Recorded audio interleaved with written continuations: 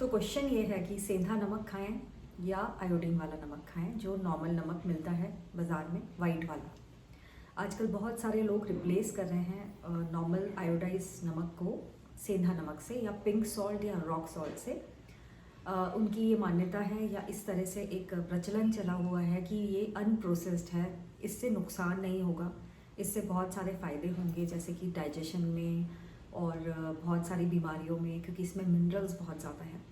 तो जो फैक्ट है वो ये है कि इसमें बहुत सारी जो स्टडीज़ पाई गई हैं, इनके जो मिनरल्स होते हैं वो बहुत ट्रेस पाए जाते हैं।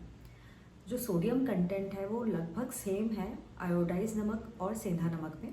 तो ब्लड प्रेशर वाले मरीज़ या किडनी वाले मरीज़ या हार्ट वाले मरीज़ अगर ये सोच के आप चेंज कर रहे हैं, आपको सेंधा नमक वर्सेस जो नॉर्मल सॉल्ट है उसमें कोई फ़ायदा नहीं मिलने वाला है, पहली बात। दूसरी बात, अगर आप इसको कम्प्लीटली आप आयोडीन वाले नमक को अपने खाने से हटा रहे हैं और सिर्फ सेंधा नमक या पिंक सॉल्ट में ही कुकिंग कर रहे हैं, तो आप बहुत हाई रिस्क पर हैं आयोडीन डेफिशिएंसी के।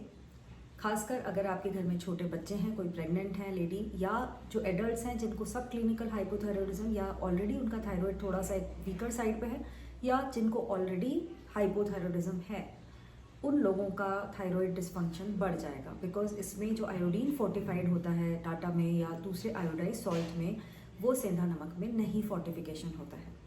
तो जो एक आपको स्टैंडर्ड क्वांटिटी मिलनी चाहिए रोज़ की आयोडीन की, वो जो इंश्योर की गई थी आयोडिनाइजेशन प्रोग्राम से, वो चीज़ आप उसको बिल्कुल गायब कर रहे हैं अपने किचन से और अपनी उससे लाइफ से। उससे आप वंचित रह रहे हैं बेसिकली, और अपनी फैमिली को वंचित रखेंगे उस आयोडीन फोर्टिफिकेशन से। तो जो हमारे बहुत सारे पेशेंट्स हैं थायराइड के, सेम क्वांटिटी सेम डोज ले रहे थे थायराइड की और उनका थायराइड फंक्शन गड़बड़ आता है। हमारा सबसे पहला क्वेश्चन ये है कि क्या आपने अपना सॉल्ट चेंज करा है। बहुत सारे 90% लोग आजकल यही कर रहे हैं कि हाँ मैम, हमने सेंधा नमक स्टार्ट कर दिया है। हम उनको एडवाइस करते हैं कि आप फिर से आयोडीन नमक में ही मेन कुकिंग करिए, और जिनको खासकर थायराइड है, जिनके छोटे बच्चे हैं, कोई प्रेग्नेंट है, आप पूरी कुकिंग ही आयोडीन नमक में करिए। बाकी लोग जिनको कोई थायराइड की समस्या नहीं है, आप सेंधा नमक को इंक्लूड करना चाहते हैं क्योंकि उनमें थोड़े ट्रेस मिनरल्स हैं, जो कि पाए गए स्टडीज़ में कि इतने भी ज़्यादा क्वांटिटी नहीं है कि आपको कुछ फ़ायदा बहुत पहुंचा सके। कोई सिग्निफिकेंट चेंज नहीं है किसी भी चीज़ में, बट एक मान्यता बनी रहती है कि थोड़े बहुत ट्रेस मिनरल्स हैं तो उससे अच्छा रहेगा। आप बिल्कुल बेशक उसको यूज़ करिए, फास्टिंग में यूज़ करिए, आप सैलड्स में यूज़ करिए, फ्रूट्स में यूज़ करिए, आप थोड़ा ऊपर के कुछ जो हम बाकी चीज़ें यूज़ करते हैं उसमें आप यूज़ कर सकते हैं। पर मेन कुकिंग जो आपकी है वो आपको यही एडवाइजेबल है कि आप उसको नॉर्मल आयोडाइज नमक में करिए।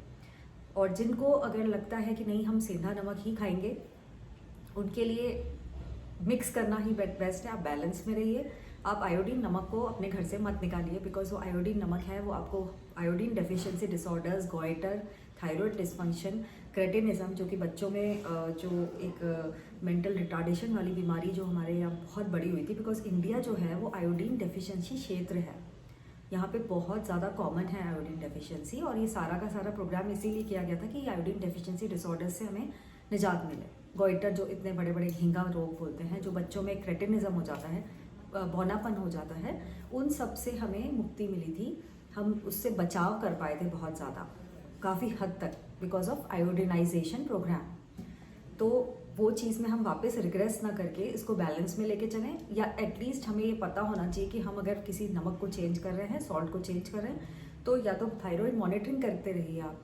अगर आपको ऐसा है कि नहीं हम सेंधा ही खाएंगे, हमें किसी ने बोला है, किसी डॉक्टर ने या कुछ और पद्धति के जो डॉक्टर्स हैं उन्होंने बोला है कि आप नॉर्मल नमक मत खाइए, तो be aware and be literate about all these things. अगर आप जागरूक रहेंगे इन सब चीज़ों के बारे में, तो आप अच्छा डिसीजन ले पाएंगे, आप अपने खुद की और अपनी फैमिली की सेहत का सही ख्याल कर पाएंगे। वरना यही होता है कि बहुत दिन बाद बिगड़ जाती है बात, एंड वो लोग बहुत रिग्रेट करते हैं। जो पेशेंट्स आते हैं, जो जिस तरह के कई बच्चे आए हैं हमारे पास, तो उनके पेरेंट्स भी कहते हैं अरे हमें नहीं पता था मैम, नहीं तो हम कभी भी सेंधा नमक को पूरी तरीके से वो नहीं करते। तो वो भी अच्छा है कुछ चीज़ों के लिए, एंड आयोडीन नमक का अपना एक इम्पॉर्टेंस है, इसको बैलेंस बना के चलें। और अगर आपको कोई भी क्वेरीज हैं, प्रॉब्लम्स हैं, तो आप अपने फिजिशियन, अपने एंडोक्राइनोलॉजिस्ट से संपर्क करें, उनसे कंसल्ट करें। अगर आपको इसी विषय में कुछ और जानना है तो आप कमेंट्स में लिखें, हम और आगे बताने की कोशिश करेंगे। Thank you so much.